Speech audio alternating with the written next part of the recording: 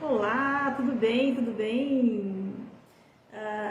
Me fizeram uma pergunta nos stories e eu achei uma pergunta bastante interessante. Eu ia responder lá, acabou que eu não consegui, o Instagram deu um probleminha, eu não consegui responder, mas foi até bom, porque aí eu pensei em gravar um vídeo falando a respeito da questão, que eu acho que fica até, porque o story fica só 24 horas no ar, né? E aqui a gente consegue deixar de maneira permanente. Então, eu vou falar a respeito de algumas questões aí relacionadas ao seguinte questionamento, né? O pai colocou lá na caixinha no meu story falando assim, que ele deu um selinho na boca da criança e a mãe o acusou de abuso sexual. E aí ele pergunta se ele pode perder a guarda por isso. E aí eu vou fazer algumas considerações, algumas observações em torno dessa questão, né? E aí a primeira observação é que se você está numa situação de divórcio, com ou sem conflito, isso é importante dizer, né, que às vezes, quando é uma situação de conflito, isso é mais aparente, mas às vezes o conflito nem é um conflito tão grande assim, só houve um divórcio, é uma situação delicada, as pessoas ficam naturalmente muito fragilizadas, né? O divórcio é considerado o segundo evento mais traumático na vida de um ser humano, ele só perde para a morte, então normalmente, mesmo aquele que tomou a iniciativa de se separar, fica muito mexido, né, por conta do divórcio. Então, é uma situação muito delicada. Então, é necessário, mesmo nas situações em que não há um conflito declarado, se tome algumas precauções. E entre essas precauções está não beijar a criança na boca, não dar selinho. Eu sei que isso é comum, né, em muitas famílias, muitas pessoas fazem isso. Eu não vou nem entrar aqui na questão de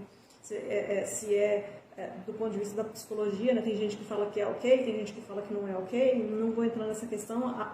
O ponto aqui é muito mais relacionado à questão do conflito em torno da criança, né?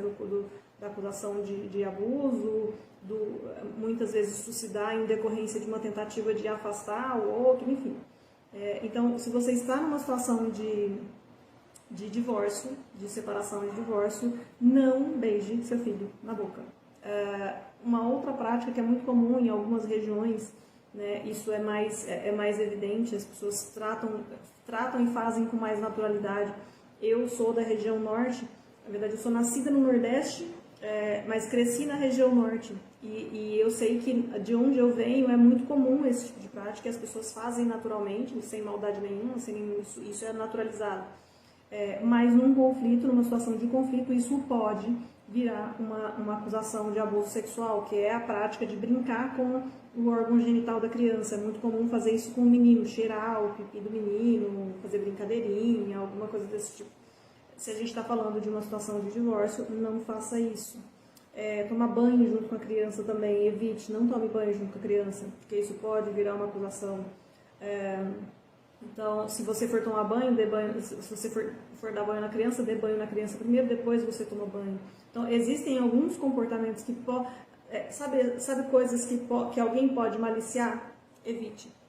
Porque isso pode se transformar numa acusação de abuso, e isso pode até no final das contas não decorrer dessa acusação a perda da guarda, mas no mínimo você vai ter muita dor de cabeça, vai ficar durante um bom tempo afastado do seu filho ou sob convivência assistida, o que é tremendamente nocivo, não apenas para o relacionamento entre pai e filho, mas também para a criança. A criança sofre muito quando ela acaba sendo exposta a esse tipo de situação. Eu vou aproveitar e vou ler um trechinho desse livro da Liliane Santi, que ela chama Alienação Parental Como Ela É. A Liliane Santi é uma psicóloga jurídica, é assistente técnico, trabalha especificamente com casos de alienação parental, né, abuso sexual infantil nesse contexto, enfim. Conhece muito do assunto. E nesse livro dela, aqui na página... Deixa eu baixar aqui. Na página 129 do livro está o seguinte: mãe enviou pomada para assadura e depois acusou o pai da criança de ter passado a mão no bumbum da menina. Fez boletim de ocorrência, exame no IML e está acontecendo inquérito criminal e, claro, a convivência entre pai e filha foi interrompida. Alguém pode me explicar como podemos passar pomada sem passar a mão? Devemos comprar um pincel? Coincidentemente, a denúncia foi feita 27 dias depois que ele se casou novamente. Aí aqui, eu resolvi ler esse trechinho aqui do livro dela, porque dá conta, né, esse trecho dá conta de algo que infelizmente é mais comum do que eu gostaria de acreditar que é. Infelizmente existem muitas situações de falsas acusações, muitas vezes são motivadas por situações...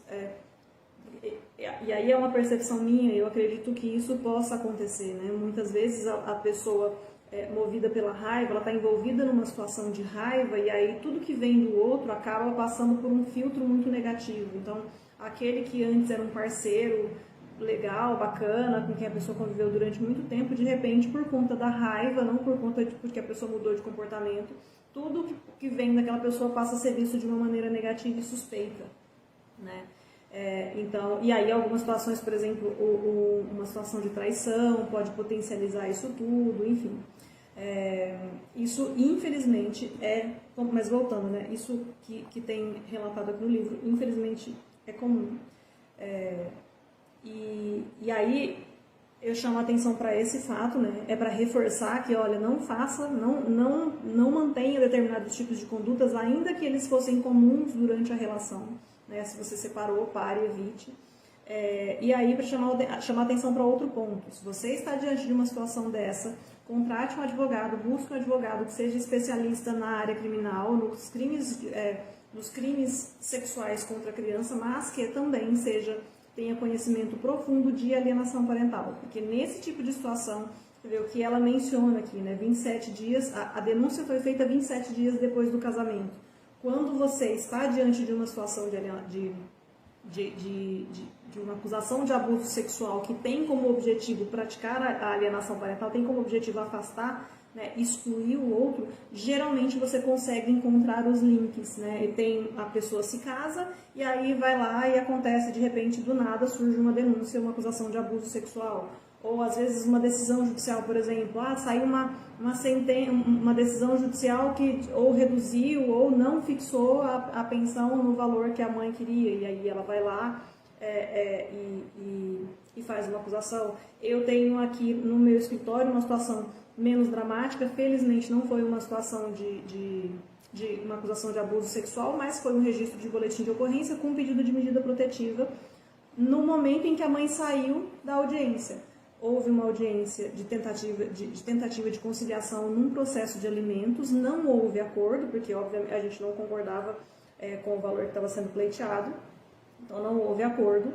Ao sair da audiência, a mãe foi na delegacia e fez um boletim de ocorrência contra o pai, acusando o pai de estar praticando violência psicológica contra ela, etc, etc, etc. Então, geralmente, esses links podem ser feitos, né? Tem um determinado fato e aí vem um boletim de ocorrência. E isso tudo pode contribuir para que seja demonstrado que a pessoa, na verdade, que não houve o abuso, né? Ou pelo menos não tem nenhum indicativo de que houve alguma conduta ilegal ou nociva e que, na verdade, o que está havendo é uma tentativa de penalizar o outro, né? Então, isso é muito importante, certo? Acho que a princípio era isso que eu tinha para falar. Se eu lembrar de mais alguma coisa, eu falo com vocês lá nos stories, certo? A gente vai falando. Até mais. Tchau!